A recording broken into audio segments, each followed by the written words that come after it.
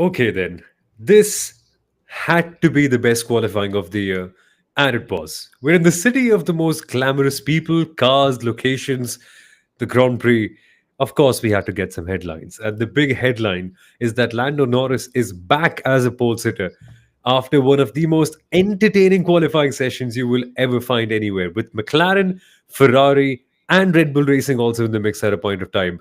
But the way it's ended up, you wouldn't believe it. Lando taking pole in the crucial moment, Kunal. And this is what we love Monaco for: the qualifying, the technicality on display, the risk taking on display.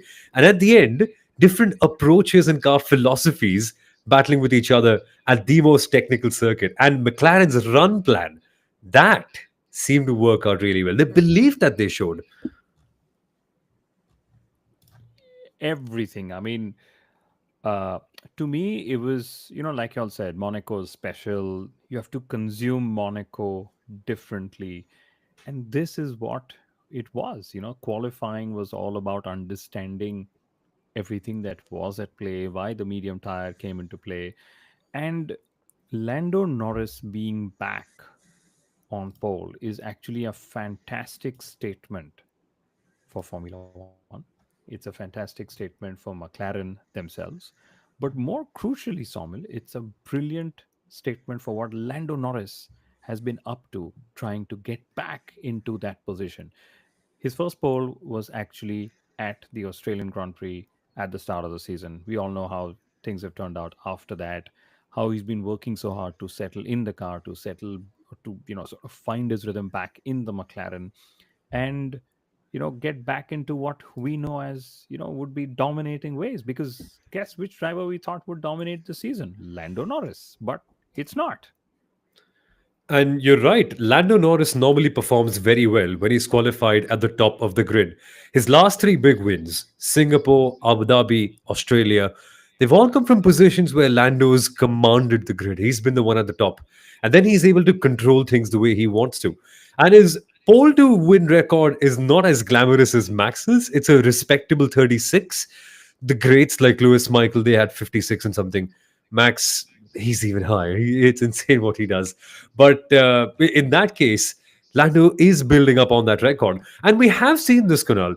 We should keep this in account for tomorrow, because for the first time we have a different rule about pit stops. McLaren do have an advantage in terms of having two cars in the top three, and even though it got scrappy for Oscar, I do believe that's a very valuable performance given the situation of the race. It is, and scrappy for Oscar is still a top three. He continues to be the only driver to be in the top four at every Grand Prix this season. In qualifying, he continues to be scoring points. Even on a bad race weekend, he finishes on the podium like he did last race as well. And I think that's what's needed for a championship season. Yes, we are used to seeing Max Verstappen win everything en route to a world championship. But back in the 80s, drivers winning one race but just staying on the podium, staying consistent, would still win a world championship even by half a point. So Oscar Piastri being where he is great. And you spoke about Piastri being third. Let's just dive into the race strategy, because that is what every single driver is saying. It's going to be chaotic, there's going to be pandemonium, nobody knows what's going to happen. Let's think of some fun scenarios, because the fun scenarios I'm thinking of is somebody like a Cola Pinto who's 20th. He's probably just going to start on the soft, see if he can do something, pit at the end of lap one, pick on the medium, go for as long as he can till he gets a safety car or something or the other happens, because there's a 43% chance of a safety car, a 30% chance of a red flag, and then just get onto the hard tire, which probably not probably does go on for the entire race. A C4 hard tire, Soumil, has shown almost no degradation. Okay, which means that there are fun things possible. What's your most weird scenario? What do you think is going to happen? You've watched so many races, you've commentated on thousands of hours of motorsport. What's the weird thing that could happen? Wow. Okay. uh, I think it's going to be two stoppers confusing everyone and catching out a lot of drivers. Because what you've mentioned was the ideal for Monaco until last year when we had a one stopper. So you bolt on a different set of tires, hope for the best, do a monster first stint, and then see where your life takes you. But then here, there's two scenarios. It could be one normal pit stop, and then the second time, I fear that a lot of small teams might trigger the bigger teams to overthink it and also make extra pit stops. I'm not saying all of them, but someone who's got nothing to lose might just buy in. For instance, if at a crucial point a smaller team boxes earlier and is able to extract a lot more pace from hypothetically a softer compound of tires, maybe banking on mediums and then hards in the pit stop, for all you know, a bigger team like Red Bull with Max might just have to be like, oh, okay. I mean, if this is not working, if we can't pass, let's benefit from the volatility. Let's try something different. So it might really spin this race into something so chaotic, Kunal. Which is why I'd love to know your early prediction for this race. Because in some sense of the way, I think you can still navigate all of it by being the pole sitter, which Lando has done to his advantage. But there's still a lot at play. And there's no guarantee that the McLarens might even be the top three. Okay, by the way, you've not answered what's going to be the most weird thing that could happen. You're a very, very shrewd commentator. You're just keeping your cards to yourself, maybe on fan code, the Hindi broadcast that you do with Chetan Narula. That's where you'll speak about it. Who knows? But I'll tell you, I'm going to go back to what my weird scenario I think could be. Imagine there's a safety car, which there is a high chance of, Yeah. and imagine it's a long safety car. Could it be that somebody, so the safer margin would be that you start on the medium tire, because at least you can, you know, Yeah. you can go till whenever there's a safety car, because if you're on the hard and you just lose the hard, not only are you losing pace to the front, you're also creating a gap for the others to pit into, which is not good. So the safer option could just be start on the medium. And guess what happens? There's a safety car, right? And you think that it's going to be a longer safety car because it's Monaco. It generally takes a couple of laps. So what do? You dive into the pits, you take on the soft, okay? Then you go out, and then you dive back into the pits immediately, and then you take on the hard, and you go till the end of the race. I think that's a scenario that could very well happen. You're right. And if that happens, it actually then just becomes a medium hard or a hard medium race or whatever you sort of call it, because people will want to wait for the safety car. Okay. Teams will decide whether, in the wanting to wait for a safety car, will they sort of start on the medium or the soft. And I think most people will do the medium, because I think it's also the other way. Teams A know that these hacks are possible. They also know that if at all something like this happens, they just rule out on flummoxing or fooling, or putting their rivals who are ahead in faster cars on different strategies. So they might just even tell their drivers, please do not be the ones that cause the safety car, because there is so much Yeah. to lose for teams that are not in the top 10. And we've seen this historically at Monaco too. The leaders will not box unless there is a clear disadvantage of being on the current tires. They will stretch it out to the max. And we saw this in Formula 2 this morning as well, when Arvid Lindblad, when he got a penalty, his instant reaction was to back up the whole pack, so that if they would back up, they would have to make gaps to keep their cars warm. That's one of the factors. And then eventually he could squeeze in his 10-second penalty and not have that big of an impact. There could be teams doing that with their pit stop cycles as well, like noticing where their window could be, trying to fit in there. And normally you'd have to do that once in Monaco. Here there's a potential that you would have to do it twice. And what if the cars that box earlier benefit, because then they get a free pit stop, the others have already boxed or something like that. And you could see the whole pack jumbled up at a circuit like Monaco. What if that happens twice? And it's a possibility. You roll of the dice. And at least in the first stint, Soumil, if we look at the top 10, the 7 teams made it to top 10. Ocon is there, Hadjar is there, Albon is there. Lawson made it. Congratulations, first Q3 of Yes. 2025. But Hadjar being sixth and Verstappen being fifth, could that be where somewhat of a gap shows up? The top five runs away with it, and the Racing Bulls, where which understandably has a bit of a gap to the top five. Maybe that could be one of those scenarios where Well, he just ends up naturally giving a gap to people. And there's Fernando Alonso in there. Maybe Fernando Alonso just decides, you know what, I'm going to safeguard my position, I'm going to drive as slow as I can go, let the others go ahead. I mean, wow, I can't tell you, Saumil, how excited I am about this, because Same. for once, there isn't a standard strategy. Because what would the standard strategy be? You start on the medium, Yeah. okay, like you said. What Leclerc did last year, he kept driving so slow that everyone bunched up behind him. Nobody had a gap, and then when he needed to pit, he picked up the pace, created his own little gap, pitted, and then sort of won the race from there. Of course, that's also more difficult said than otherwise. But can you imagine two stoppers, two drivers, McLaren there, Ferrari there, and both teams who haven't really been as sharp on the pit wall, I would say so, will have to be Mm. will be under so much pressure that they need to make the right call, not just once in Monaco, twice. And Lando Norris actually said this in the post race conference. He said, I understand why they put this rule. It's for the show, but I really wish that it wasn't the rule for me, because for me as a driver, I know what it could mean. Because Leclerc said this, like you said, drivers from the back of the grid could very well put the drivers in the front of the grid under pressure just because of the unique situation that's there. And typical Monaco, Soumil, would have been you and I talking about the overcut and the undercut, but that's clearly not the talking point. I mean, it could well be. It could trigger it, but where is the first layer? When does it happen? Because we don't have an expected tire window. Sure, some people could box as early as lap one. Some people might ditch it later, and we don't really have an exact understanding of when the peak performance from the softs comes in. And let's throw in something to complicate it. In qualifying, the softs didn't really produce their best lap on lap one. They came in 4 or 5 laps later after lots of warming up. And after that, they got really squirmy and it didn't really work out. And Oscar's best lap also worked out very well. And same with Lando, because of the build up and preparation. McLaren believed that if they went longer on the softs, they'll be able to extract something special.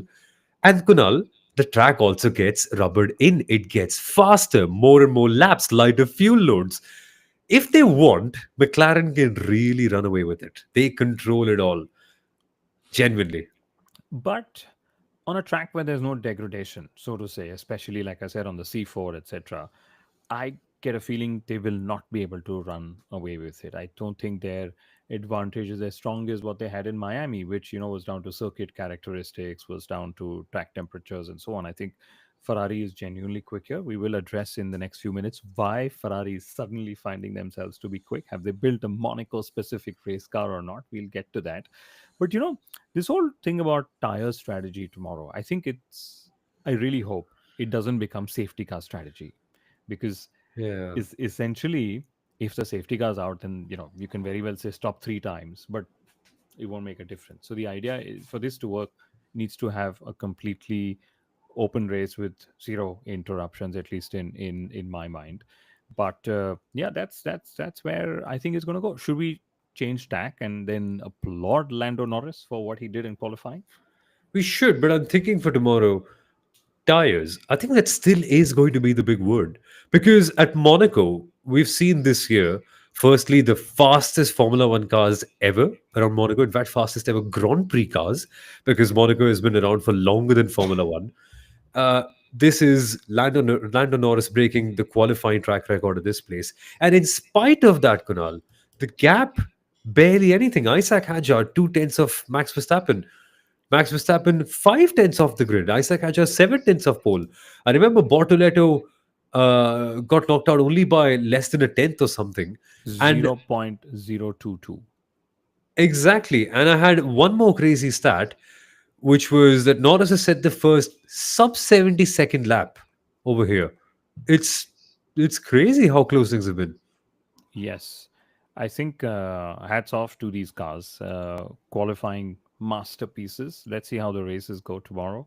But we must commend what these cars are, how quick they go on the narrow confines of a racing circuit, and even more, commend the drivers for being able to put such wide, I don't know, fat being the word, heavy being the word, Oh, they are. yeah, and not so agile cars as well. I mean, these are like people say, around slow corners, Mickey Mousey, like lazy, old trucks that take time But to change direction. That's what drivers usually say. That I'd like to add into this though. This is where Monaco is different because in this qualifying session, if you watch the cars, you could tell how each one of them was so different in their behavior.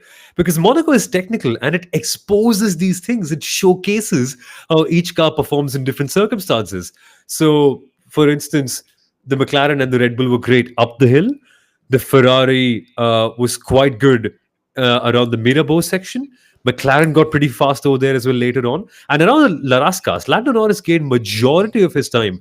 I think around a tenth or something on Leclerc around corner 17, 18, 19, which is La Rascas and Anthony Notes.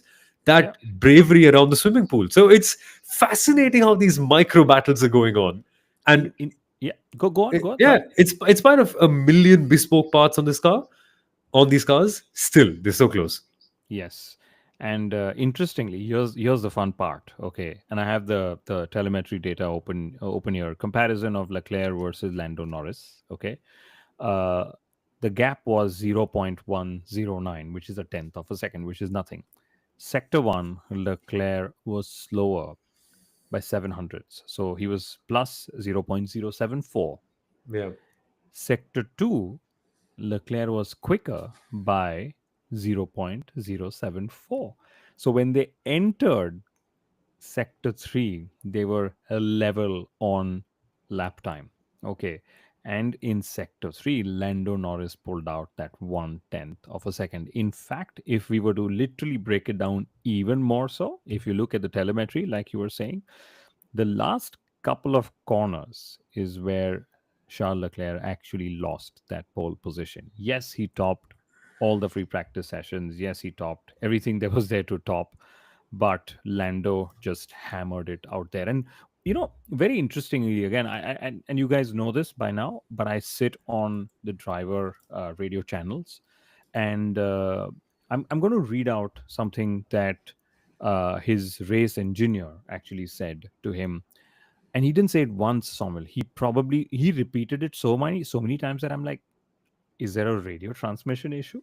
Am I not listening, or what is it? So, what did he say? Actually, he said, Lando, remember our key objectives. Okay, and I'm literally reading it out. Number one is line. That's the racing line. Number two is throttle, and number three is brakes. So they were working together on how are they going to extract their lap time, their performance from the car in Q3. And I absolutely loved how some of the best drivers in the world, even they need to be reminded, to be told, this is our key objective. That's what we need to do. And Norris, who's been ever vocal, ever honest about everything, he actually said that it's the first time since Australia that I've probably put everything together. And then he Yeah. said, it's not that I'm driving quicker, I'm driving better. Okay. And such interesting nuances about driver philosophies of how they feel comfortable in the car and so on at play. And yeah, I love to see Norris challenge Piastri. I love to see Piastri being challenged. I love the fact that Charles has sneaked himself in there as well, which is what we've seen typically, right? At the races in qualifying, either Russell or Verstappen usually end up sneaking their way in as well. So, anyway, congratulations, Lando Norris. Do you think they're going to use team orders to help Lando win? Honest, come on. He was asked this question in the press conference. Oh, that's what it's so hard to tell because if hypothetically there's a safety car early on and something or the other happens and someone bites, so many consequences. I think if need be, McLaren will really consider it, but I don't think they will do it. Like it goes against what they stand for. It's an ethical thing for McLaren. I don't think they'll do it. But kudos to their engineering team and the way they've worked with Lando.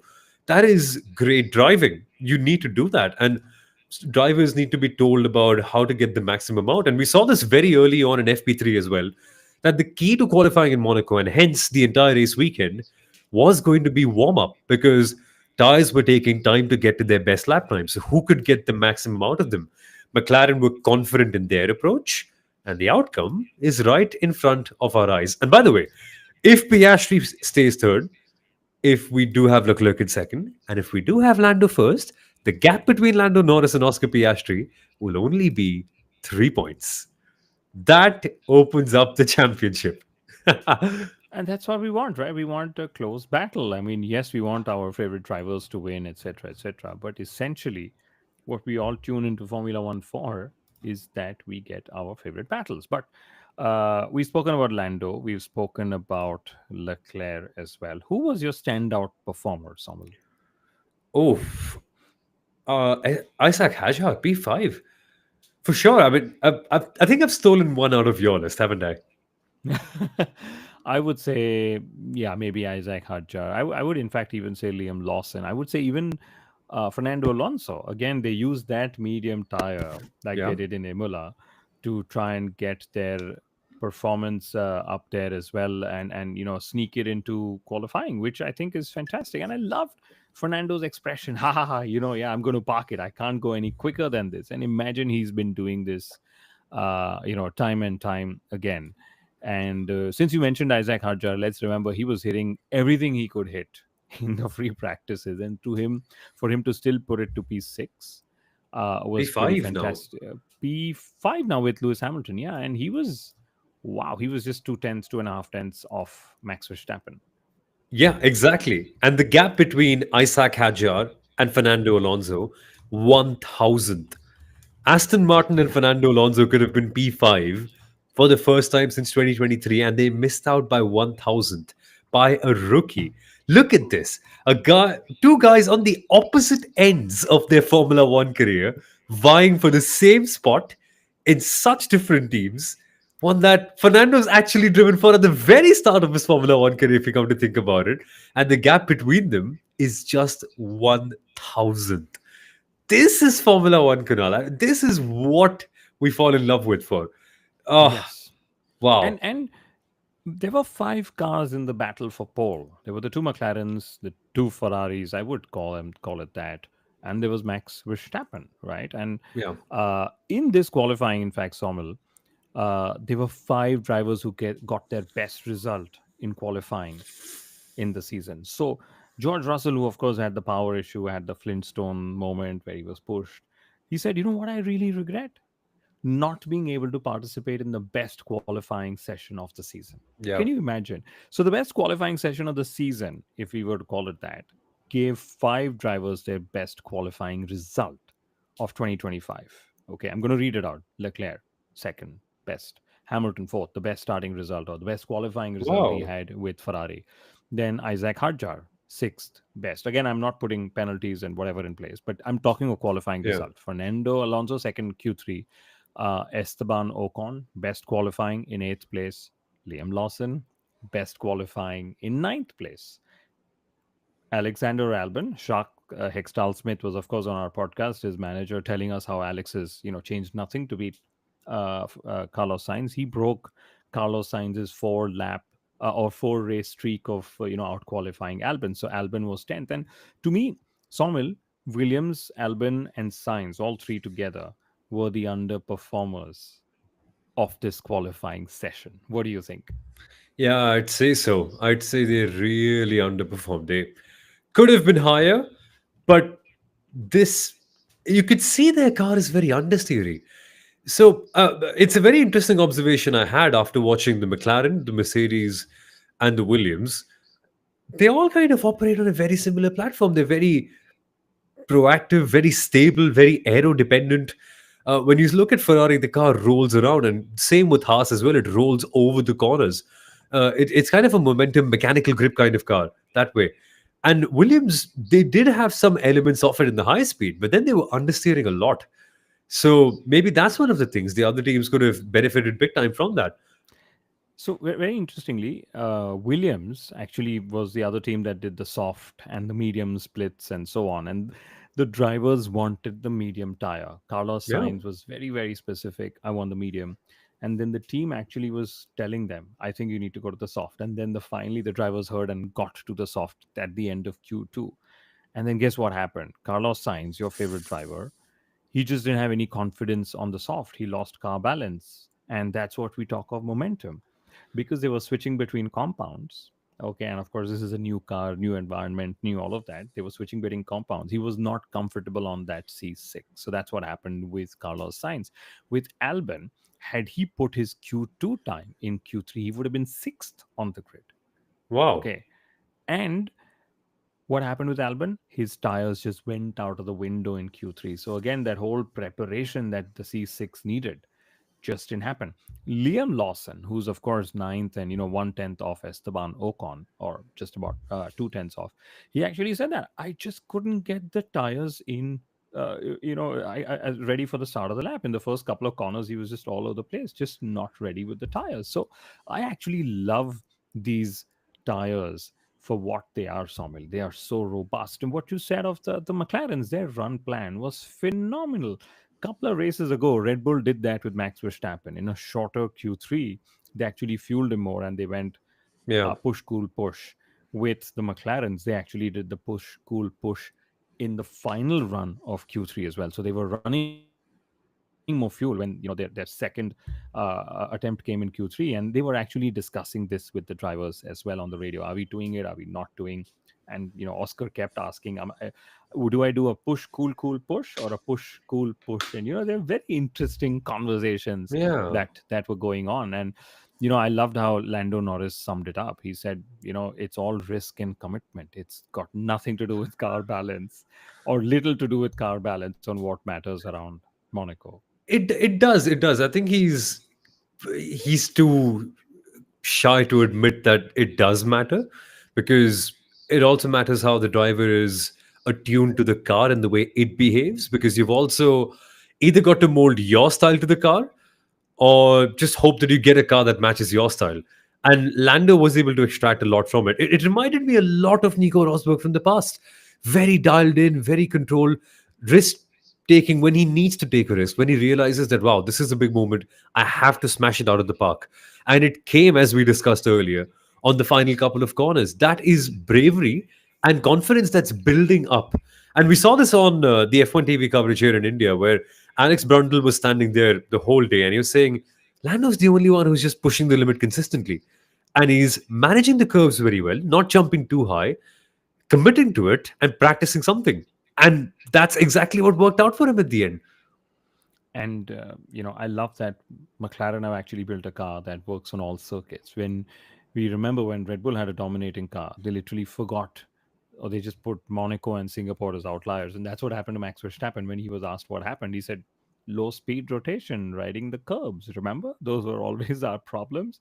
Well, our problems continue, and this sort of circuit just exposes our weaknesses. And what a lovely season. What else did we see in Q2? There was a double elimination for Mercedes, second race in succession. They've had a power Yeah. unit issue. Somewhere strange, right? And that too, with the 2026 regulations coming, could it be a sign? It's unlikely, right? Different departments, reliability and maintenance probably would be something else. New power unit developments, totally different team. Sure, common synergies, but I'm not sure they're responsible. But the timing is very interesting. We've got to admit. Yeah, and so everyone, just a refresher. Andrea Kimi Antonelli, of course, had a retirement in it was a throttle issue, if I remember. I can't remember. In Imola, his home race, we Yeah, heard George Russell had an electrical issue, especially in that damn tunnel, which is one place where nothing should ever give up. But it just so happened there, and there was that Marshall's Flintstone moment with Russell. They pushed him down, and whatever. But double elimination for Mercedes will start lower down. Could they be doing something absolutely ridiculous? Put on the soft, do a lap, stay on the medium, go as long as they need to, because there is also a risk, right? Because if you keep going long, Sommel, the risk is, if there is a race suspension, you'll be given 30-second time penalty, yeah, right? Could, I don't know, if somebody who would be happy to take a time penalty but not pit would be the likes of, I don't know, Red Bull. They'll just tell Max, go put qualifying laps there. And then he'll just pull a 30-second lap, whatever gap on everyone, because he chose to pit just once. And he said, screw it, I don't need a pit. I'll just drive yeah. really fast. That could also be, right? That could also be a part of the strategy. But yeah, so Mercedes was there, Antonelli took blame for that mistake early days. And it's been a tough triple header already for him with He Imola. seemed so sorry. Yeah, Like it's like the whole world and all of the weight was riding on his shoulders. I yeah. I found that to be very interesting. I did. And then what else did we have in Q1? I'm just seeing my notes. We had a double Alpine exit. So Colapinto couldn't get the C6 to work, which is understandable. Early days again. Gasly had his third Q1 exit, and isn't it straight? It's either Pierre Gasly's all the way up in Q3, and you're like, oh wow, look, Alpine is doing well, or he's out in Q1. There's hardly any Q2. It's this. It's like extremes in his qualifying Yeah. performances. What was it that Alpine was saying at their launch? Rise higher. Well, they're trying to gamble their way to higher places because some days it works, the other days they're falling flat on their face. And today was one of those gambles. And if you're Flavio Briatore and if you live in his world and his understanding of motor racing and how cutthroat he is towards things, it makes sense. It doesn't matter. Like with 2025, literally does not matter for Alpine. He said that the second driver does not matter, which basically tells you they're going to be willing to experiment as much as they want because, if, in context, all that matters is next year and what comes up. So it was only natural they tried the mediums, and initially lots of teams were staying away. Kunal, I think that's just respecting how close qualifying is in Monaco. But when they had their first runs in Q2, they tried. So it's clear that there is merit in the mediums. And we will see this also tomorrow. As the stints go longer, the cars will get faster. Yeah. And one driver I'm really looking forward to sort of settle in, go faster. Lewis seems far more comfortable in the Ferrari here Yeah. than in any other races. But why don't we answer? Why is the Ferrari suddenly looking quicker? And Charles Leclerc actually gave a hint into that. He said Monaco is all about the slow speed stuff. So we don't have to compromise our setup for the high speed stuff to be quick in the high speed. So this is the Ferrari that gets to run without compromises. And when they do that, this is the kind of car that they have. So when, if and when, actually not if when Ferrari brings a fix for their ride height issues, which will let them run the floor lower later on and sort of lets them not needing to compromise the high speed more. I guess this is where we could end up seeing the Ferrari in the fight because that's what we want. Interestingly, Ferrari already Soumil in Q1, Charles Leclerc used just one set of softs, which allowed him to actually have an extra set of soft in Q3, which Lewis Hamilton actually pointed, saying, I wish I had that extra set of soft. The team actually brought me into Q1 and gave me an extra set of soft as well. So tire allocations, of course, are I extremely. mean, he's the Prince of Monaco. He he doesn't need that extra set of stops. He will glide his way through. And I think that's confidence from the team that you earn over a weekend, which is why people need to be reminded it's not a boring race. It might be a boring 2 hours on Sunday, but the build up to the weekend also defines so much. And these micro decisions tell you such a story too. That's what Monaco is all about. And Yeah, we saw this here. Leclerc's the prince for a reason. He was outperforming everyone.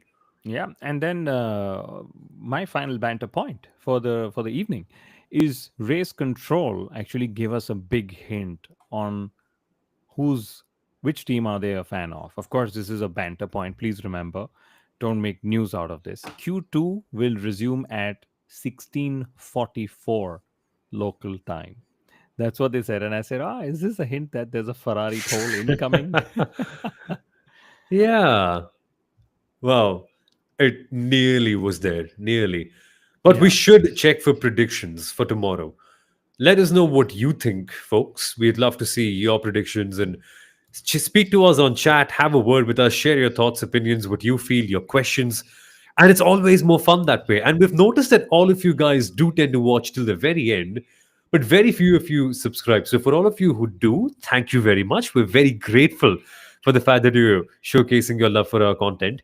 And for those who haven't, just consider subscribing. It'll be a ton of fun, this journey with all of us.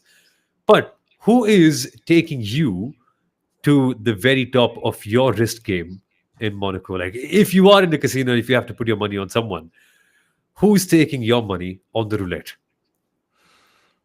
you know, I think team orders will come into play, especially for the likes of Ferrari and whatever. Because okay, what do we mean by team orders? Basically, you slow the pack so your teammate who's ahead of you gets to create a gap and then pit into that gap. So you're if essentially blocking off all the rivals, which is what we've seen several times before. Interestingly, when Lando Norris was asked, "Will team orders," or rather Oscar Piastri, I love this, media sessions. Oscar Piastri was asked, what would you react to team orders? How would you react to team orders if you were, told to let your or help your teammate win? And Oscar was puzzled for once, and he said, "Well, you know what? I would also want to win." Sarika's here. She's saying Alex Albon all the way. Go, go back a few minutes so you know how Albon should have been P6, but actually ended up P10. But anyway, so Charles Leclerc was then, joking that, or Lando Norris was joking that Leclerc is going to help Lewis Hamilton win, and there was this laughter in the press conference. I get a feeling, Soumil, Oscar Piastri, like he said, I've hit more things this weekend than I have in my whole career. He's probably going to hit that lucky patch. He's got the luck riding with him as well. He's always been there, and been there banking in those points or whatever we call. I think it's going to be Oscar Piastri getting that race win. Lando Norris is going to be probably just the third step of the podium, and it's all down, not down to pace, not down to degradation, not down to car package. It's going to be just down to luck. Luck. And there's going to be two times. In fact, let's list it down. I think a minimum of three critical moments in this race: the start, the first pit stop, the second pit stop, plus any safety cars and red flags or anything of that sort too, or even VSCs for that matter, can neutralize things. Because if there's a break in concentration, can you warm your tires back up to put in those qualifying laps? Can someone catch you out in that period by overcutting or undercutting you? It's all a possibility. Monaco is going to be a marathon where you wait, and then at any given point in time, you've been called upon to put in a qualifying lap. It's the perfect test of the mental and technical side of a Formula One driver, Kunal. Like, even qualifying, think about the build up. You do 2 runs or 3 runs in Q1, 3 runs in Q2, six, and then you have to do 3 perfect runs in Q3 because anything could go wrong. So it's build up to the lap that then ultimately decides whether you're going to win the race or not. It's so good. It's so good. Watch out for it. I'm like I said, I think it's going to be Oscar Piastri. Maybe starting from pole position is probably not a good thing in Monaco with this two-stop rule, I guess. But you never know. You never know. Well, I'm banking on Lando Norris, but I'm not too sure about a 1-2. We will see about that. Maybe Leclerc has something special to prove. But this has been a great episode. This has been our first proper race preview, quali recap kind of episode in a while. And this is fun. We had to do it for Monaco. And if you liked it, please comment if we should do this more often, like for all the races as well. Because if there's a following for it, we'd love to do it. And let us know, when after the race are you most likely to consume it? Is it immediately after qualifying? Is it a couple of hours, 3 hours? That way we'll be able to bring the show to you when you want to watch it. And it'll be a lot more fun. But see you after the race tomorrow. Subscribe to the Inside Line F1 podcast and enjoy Monaco for what it's going to be.